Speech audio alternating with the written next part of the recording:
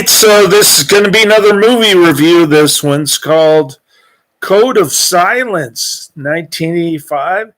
This is going to be another Karate Man recommendation. I'm giving it 3 out of 5 stars. I thought it was all right. It had some decent explosions and some police corruption side plot.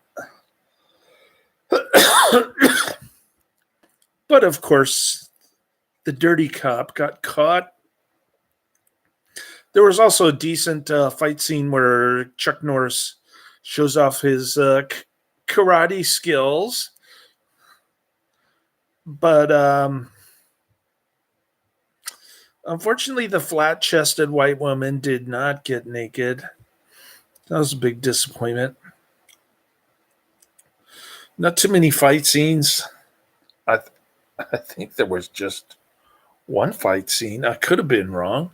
Eddie Cusack's a good cop having a very bad day. That's a cool looking poster, though. Chuck Norris. Code of Silence is a 1985 U.S. action thriller film directed by Andrew Davis and starring Chuck Norris. The cast includes Molly Hagan. Very hot. Oh, man. I want to see more of her. Did Chuck Norris have sex with Molly Hagan off camera in this one? Inquiring minds want to know. Henry Silva, the great Henry Silva. He plays a dark sepulchral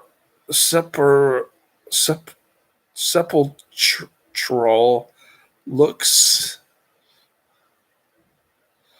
and brooding screen presence, often playing criminals, gangsters, or other toughies.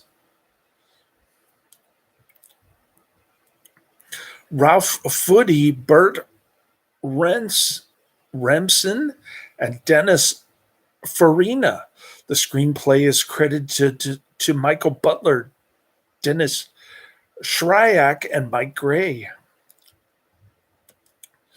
In Chicago's uptown neighborhood, Sergeant Eddie Cusack Norris leads a sting operation against a gang, but the plan goes awry, resulting in a shootout where several are killed or wounded. Cusack is ostracized for refusing to support a corrupt cop who killed an innocent bystander. Shoot first, ask questions later, Barney Fife. Meanwhile, the family of a mob boss is killed except for his daughter, Diana Hagan. Oh, very good looking. By a rival gang. Cusack, despite being isolated by his department, works to protect Diana and bring the criminals to justice. Originally written as a potential fourth Dirty Harry film, the screenplay by Michael Butler and Dennis Shryak passed through multiple hands before being purchased by Orion Pictures for $80,000 in 1983. After several high-profile actors turned down the lead role, Chuck Norris was cast in 1984, making a departure from his usual martial arts films and helping to legitimize his career as a lamestream movie actor. The production, directed by Chicago native Andrew Davis, was filmed exclusively on location in Chicago, showcasing several iconic landmarks. Molly Hagan, cast straight out of drama school, found the experience formative for her career, while Dennis Farina, then a Chicago police officer, credited the film as a significant break that helped launch his transition into full-time acting. Production company Orion Pictures, distributed by Orion Pictures, Release date May 3rd, 1985. Running time 100 minutes too long. It's free on Tubi, by the way, if you want to watch a movie with like 20 commercials in between. Country, United States. Language, English. Budget, $7 million.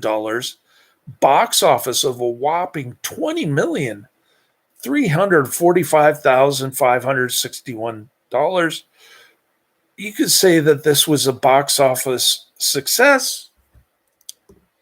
The film was released by Orion Pictures on May 3rd, 1985, and it received generally positive reviews, with critics praising its slick direction, strong performances, and engaging action. I don't know. I'm not sure about the engaging action part. It was regarded as a standout in Chuck Norris's career. Although I did like the ending scene with that police robot thing. That was pretty cool. With many considering it his best film to date. I doubt that. The film was noted for its heavy-duty thriller elements, stylish urban setting, and sensational stunts, all contributing to its appeal, while some saw it as a successful bid by Norris to reach a broader audiences.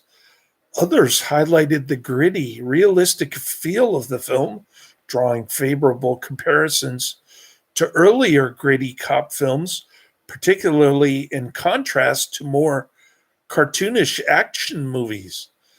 The film was recognized for offering genuine human interest alongside its action-packed sequences. It felt like a soap opera with Chuck Norris and that girl. I don't know. And then the drunk cop who's in trouble with Chuck Norris. What is Chuck Norris doing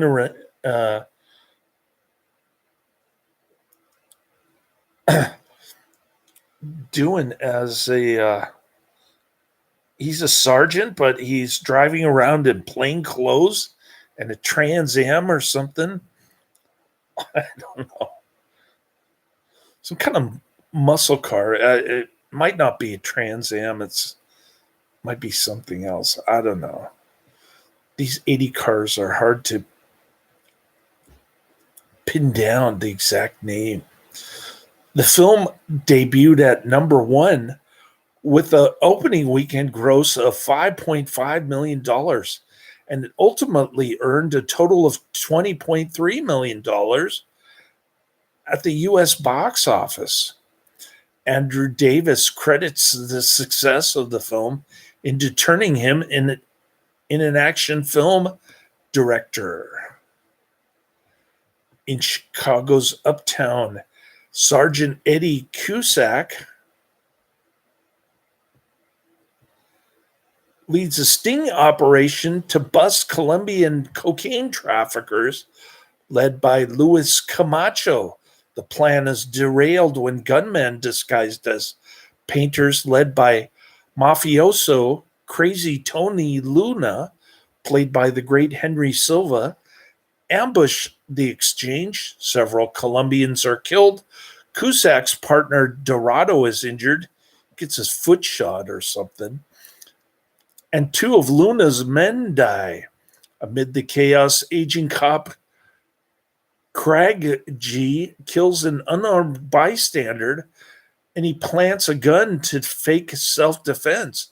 He's put on leave pending a hearing. And he's drinking like a fish at the bar in the park. He's got his little flask.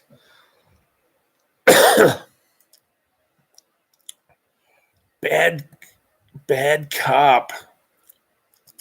Fearing retaliation, Luna flees, and Luna asks his associate Lou Gamini to protect his artist daughter, Diana. Cusack, who refuses to sign a petition clearing Craigie, is shunned by fellow officers, and Cusack stuck with Craigie's rookie partner, Copalas, who witnessed the gun planting, but he won't testify. And he's useless as a partner. He's completely and utterly useless.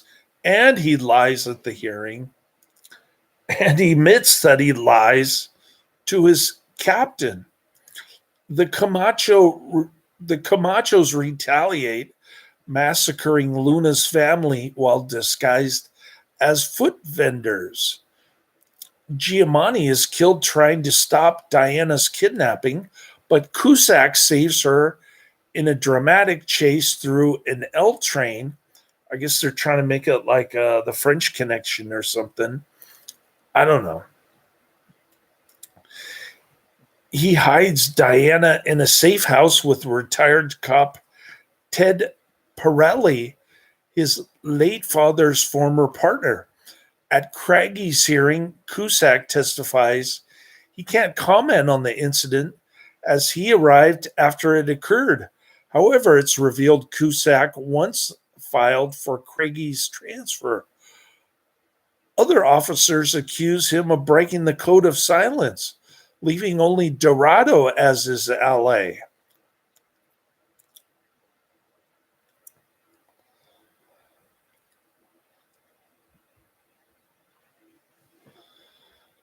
When Pirelli is killed and Diana is abducted, Cusack storms the Camacho hangout alone. After his backup call is ignored, he's overpowered, but he learns from Luis that Tony Luna's return to Chicago is imminent. Luis threatens Diana's life unless Luna is handed over. Dorado tips off Cusack about Luna's location. A chase ensues, ending in Luna's death with no other options. Cusack retrieves the Prowler, an armed police drone, and he launches an assault on the Camacho hideout. I didn't know they had police drones back in 1985. Pretty cool technology. Other officers criticize his rogue actions until Copalas exposes Craigie's misconduct. Cusack defeats the Camachos and he saves Diana from Luis, killing him just in time. Backup finally arrives too little too late, and Cusack ensures Diana's safety.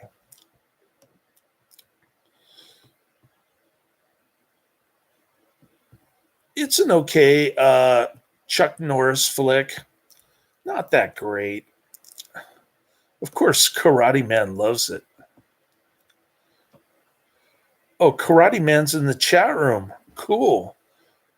One of the only Chuck Norris movies I still don't own on DVD, unfortunately. I still want to get it on DVD like I've been promising myself for years. Definitely want to buy it on eBay. Been years since I'd seen it. I remember the line Henry Silva says to Chuck Norris, "You want a Colombian necktie?" Then Chuck Norris says, "Why don't you give it to me now?" Silva's reaction is priceless after the comeback line. Yeah, I think they're just walking down the hallway. I was kind of disappointed that there weren't many one-liners from Chuck Norris. This is just a dialogue here. Andrew Davis uses pretty much the same actors in supporting roles, and a lot of his movies like Above the Law, The Fugitive, The Package, e.g., are all set in Chicago, where Andrew Davis is from. Oh, that's nice. Don't know much about the director, but I'll put his name in the description, I guess. Chuck Norris's version of Dirty Harry, and originally was supposed to be a Dirty Harry movie. I already mentioned that. I'm sure it would say on Wikipedia before I would say it.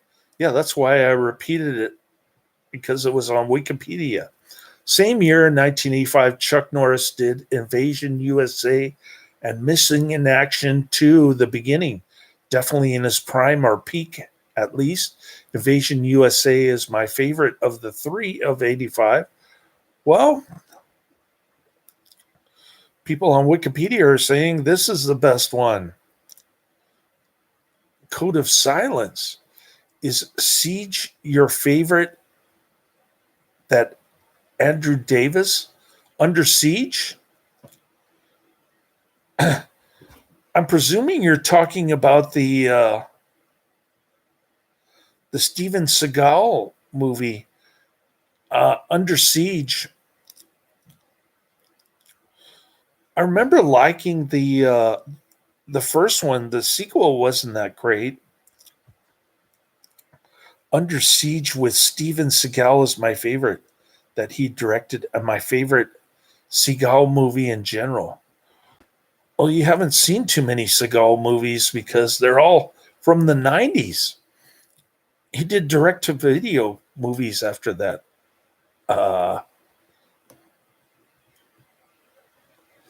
Okay, I'll have to put the director's name in the description. I totally forgot he did the Under Siege series until Karate Man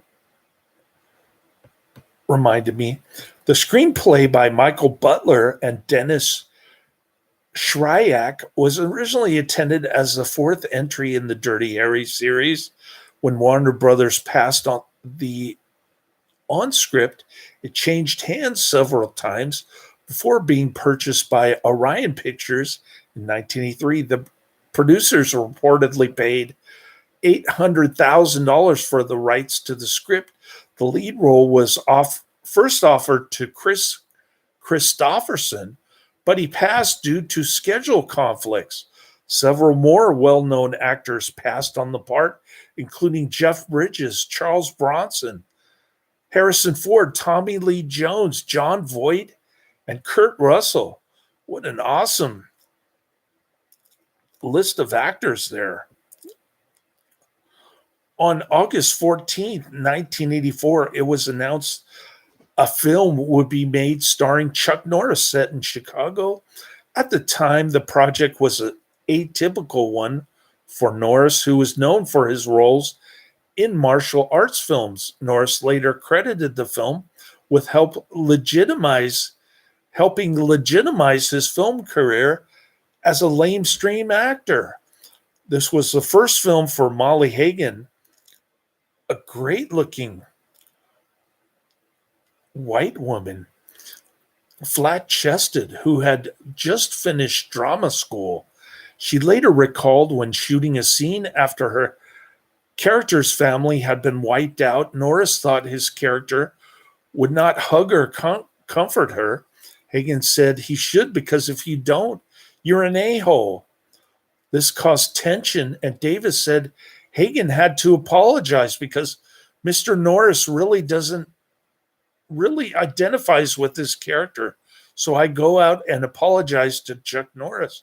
He just looked at me like I was insane. I thought he was really nice to me. I think part of the problem was that I was really young. And who the F am I to tell anyone? I don't think it's necessarily that he's the star.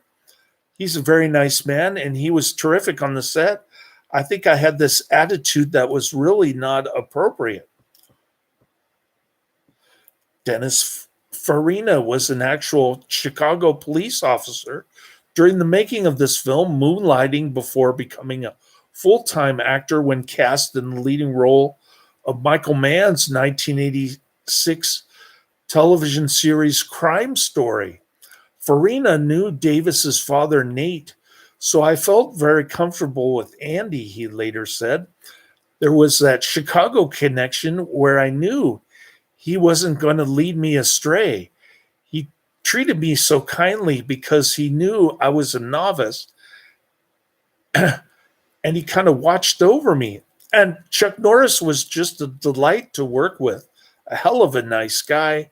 That film was a nice break for me. When you talk about actors, Dustin Hoffman and Laurence Olivier are actors, said Norris. They can do anything. Then you have personalities: Burt Reynolds, Sylvester Stallone, Charles Bronson, Clint Eastwood, and me. When they deviate too much from what audiences expect, they don't do very well, do they? Director Andrew Davis said Chuck was easy to work with and very supportive, he recalls. I think he's proud of the movie, and it was a big hit. It also put me into the world of being an action director, which I guess I'm considered, even though I've done other kinds of movies. Of course, because they're all lamestream. Filming took place on location, in locations around Chicago. Andrew Davis, a Chicago native, insisted on keeping as much of the production inside the city as possible. Nice cinematography in this one. I'll have to give him credit. Locations included Uptown, the Lincoln Park Zoo, Graceland Cemetery, and Chicago Cultural Center, the Wells Street Bridge, and Chicago Union Station. So it's like a time capsule. You see the Frenzy video game, which came out in 1982. It's in Henry Silva's bar. I don't even remember playing Frenzy when I was a kid. I guess I was going through puberty or something. The film was released by Orion Pictures in early May 1985. It debuted at number one with an opening weekend total of $5,512,461. According to Film Comment, the film earned $8.9 million by the end of the year. The film went on to gross a total of $20,345,361, making it the second most successful Chuck Norris vehicle at the time, behind Missing in Action. The prior year, 1984, the film received generally positive reviews. Review aggregator Rotten Tomatoes retrospectively collected 20 reviews and judged 68% of them to be positive. With an average rating of 6.1 out of 10, Metacritic gave the film a score of 64% based on reviews from 6 critics. It is considered by fans and critics as Chuck Norris's best film to date. Unless you talk to Karate Man, who says Chuck Norris's best film.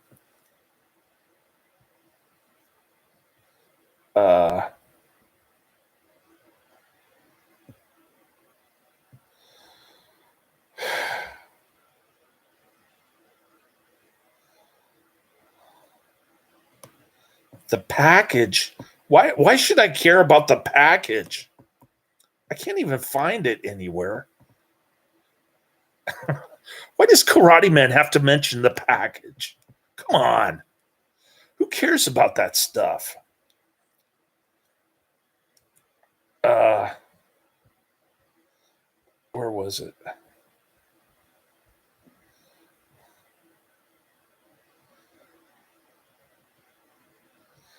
Oh, Karate Man says Invasion USA is his favorite. Not this one, Code of Silence, but Invasion USA.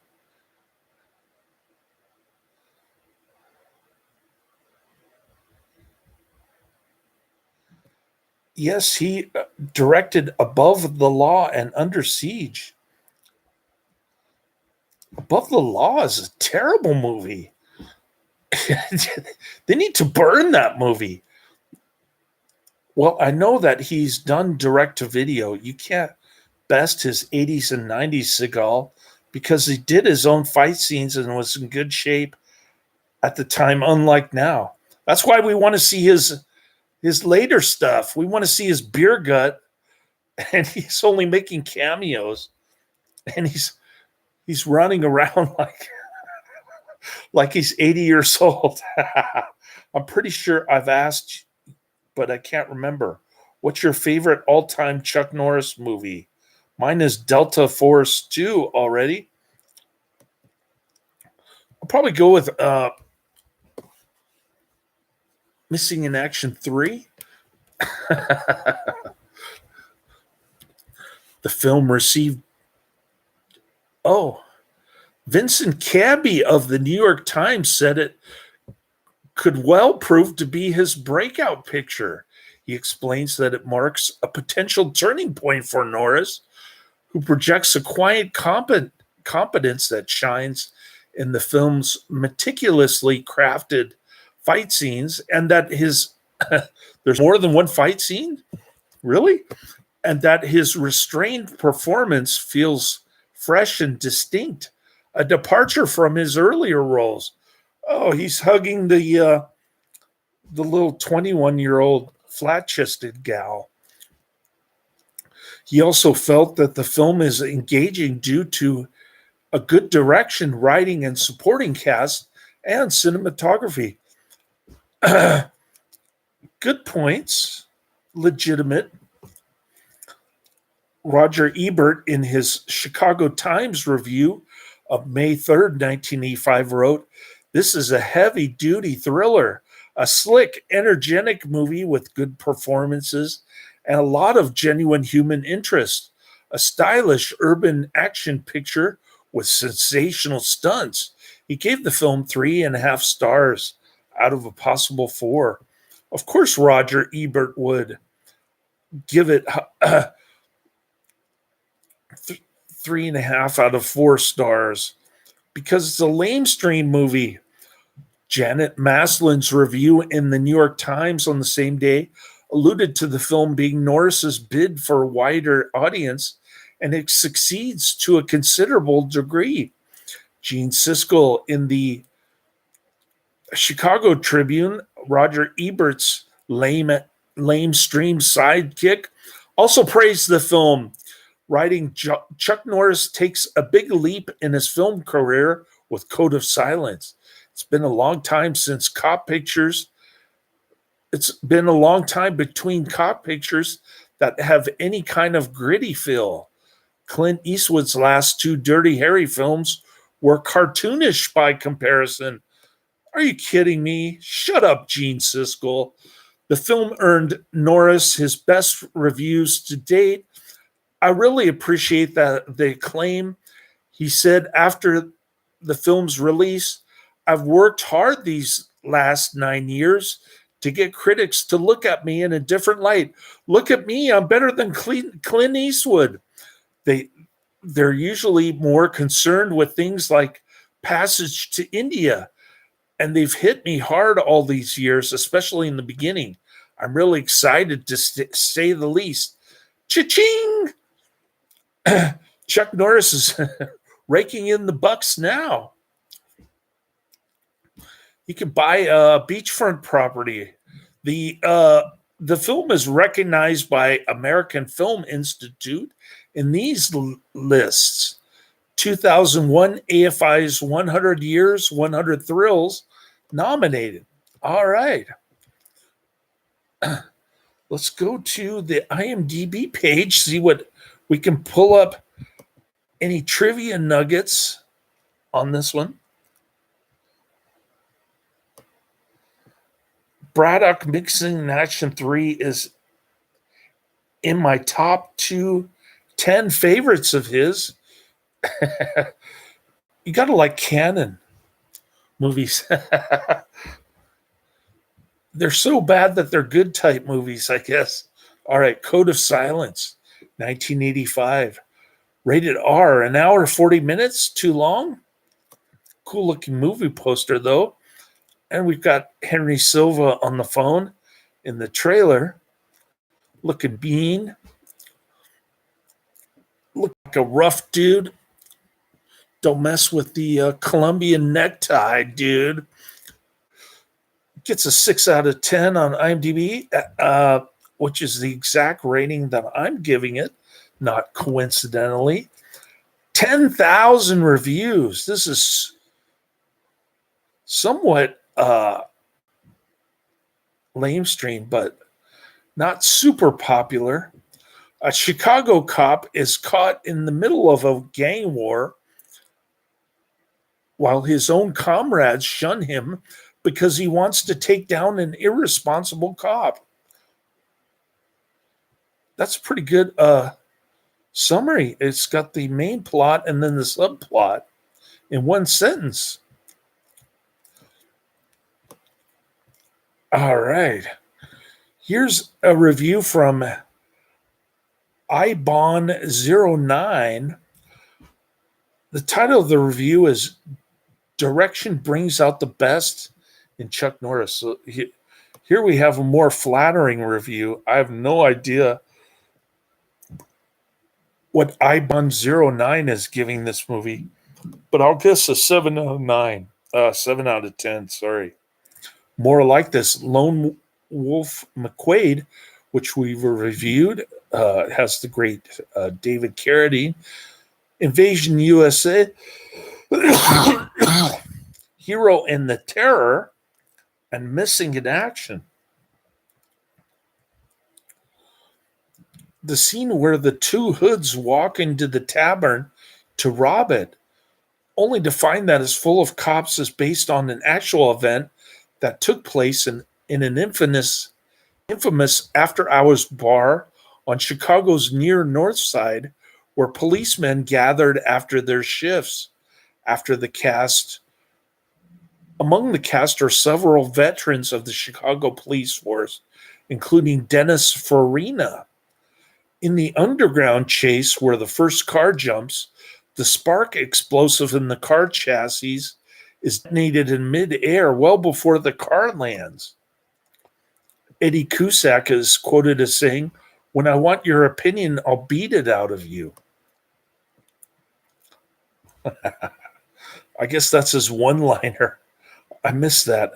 I didn't think it was that funny. Maybe that's why I missed it. Okay. This was featured in At the Movies, Girls Just Want to Have Fun, Code of Silence, Gotcha, Rustler's Rhapsody from 1985 on PBS, I guess. Release date May 3rd, 1985 in the United States. Country of origin, U.S. Languages, English, Spanish, and Italian. Also known as Dirty Harry 4, Code of Silence. Filming locations, Chicago, Illinois, USA. Production company, Orion Pictures. This had a budget of $7 million, opening weekend U.S. and Canada, $5,512,461 as of May 5th, 1985. These are the numbers that are kind of sketchy here. It's saying gross U.S. and Canada and gross worldwide are the same at $20,345,361. Does that mean it didn't play anywhere besides the U.S. and Canada? I find that hard to believe. Runtime, 1 hour, 40 minutes, 100 minutes. Color, sound mix mono, and aspect ratio 1.85 to 1. Now let's see if we can go back to the review that I was trying to look up. I tried to click on it, and nothing happened because I've got funky internet. Our IMDb page is weird. I click on things and it just spins around and it doesn't do anything. I guess I should stay on this page because if I leave it, oh, there it goes. All right, here we go. Direction brings out the best in Chuck Norris. This is the featured review on IMDb by ibon09, dated October 1st, 2000. And the title of the review on IMDb is Direction Brings Out the Best in Chuck Norris. During the 1980s, Chuck Norris was a big star who starred in many subpar action flicks. I don't know about subpar. Not all of them are subpar, but many of them are. I guess I can agree with that. Code of Silence 1985 is one of the raw exceptions where the action and story blends together. Code of Silence's story seems to take its roots from the Italian police thrillers of the 1970s. I guess you got mixed up when you saw Henry Silva. The locales of Chicago are beautifully shown. Code of Silence 1985, along with Aliens 1986, contained some of the most slam bang action sequences during that period. There are two remarkable scenes that define the movie. First, the fight on top of the elevated subway. Second, the climax where Chuck takes on an entire group of villains on his own. I'll agree with you. The ending was decent. I did like the ending, even if it was a happy ending. And Chuck Norris uh, got a nice pat on the back for getting the Colombian mobster Henry Silva shot in the head or shot in the body multiple times, but he keeps getting up like Monk from Phantom Creeps. The subplot involving a corrupt cop who covers up an accidental shooting adds some realism to the film. The title refers to the code that policemen uphold among themselves. Code of Silence 1985 deals with police corruption in a frank and honest many action specialists in the 1990s would be afraid to tackle. This is the only police thriller I've seen where no one helps the main hero. He's a one-man army, Chuck Norris. The director, Andrew Davis, has created characters who always fight against corruption, e.g., Above the Law Nico, The Package Agent, Under Siege Casey, and The Fugitive Richard. Henry Silva is fantastic as the cool and cold-blooded Luis Camacho. Dennis Farina is his usual sarcastic self in the role of policeman named Dorado. The funniest scene is when two people attempt to rob a bar that's full of police officers. I thought that was corny. What did that have to do with the rest of the movie? Anyways, I wasn't too crazy about the train scene or the bar scene. So I'm giving it an a so-so rating of a 6 out of 10. I'm not too crazy about this flick like Karate Man.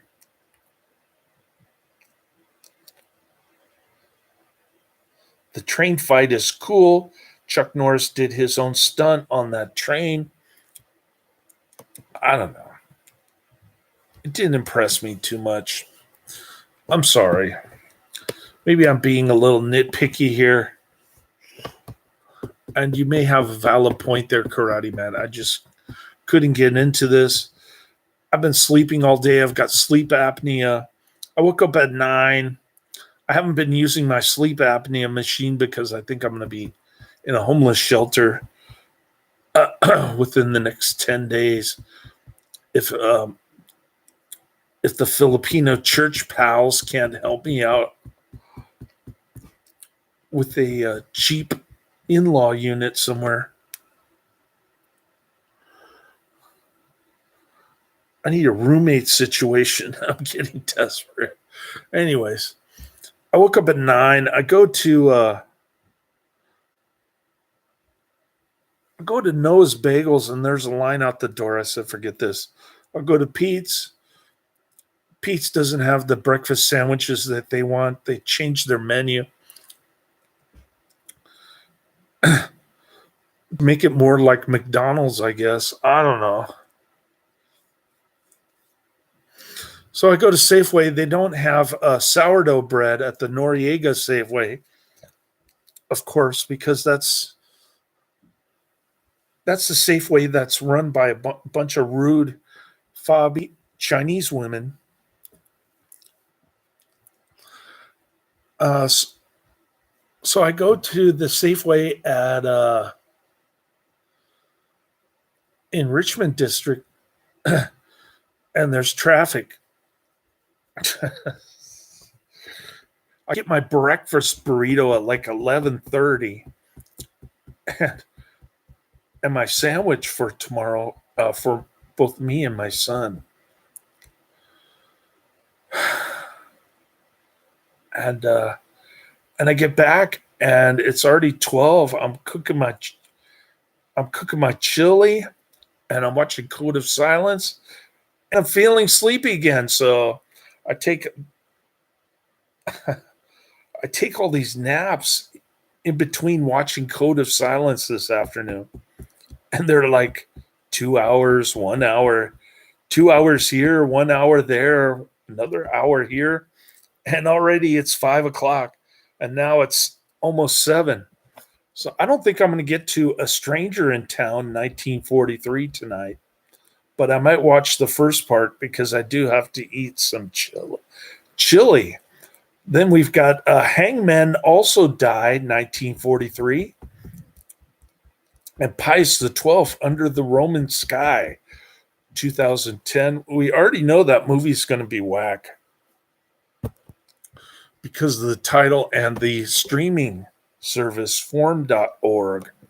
So there you have it. That's the end of my review. I think I covered everything. Code of Silence. I just forgot to put Andrew Davis in the description, but I'll go take care of that now. Karate Man's no longer interested in my review. And thanks for being in the chat room for like an hour or 40 minutes. Cool. Laters.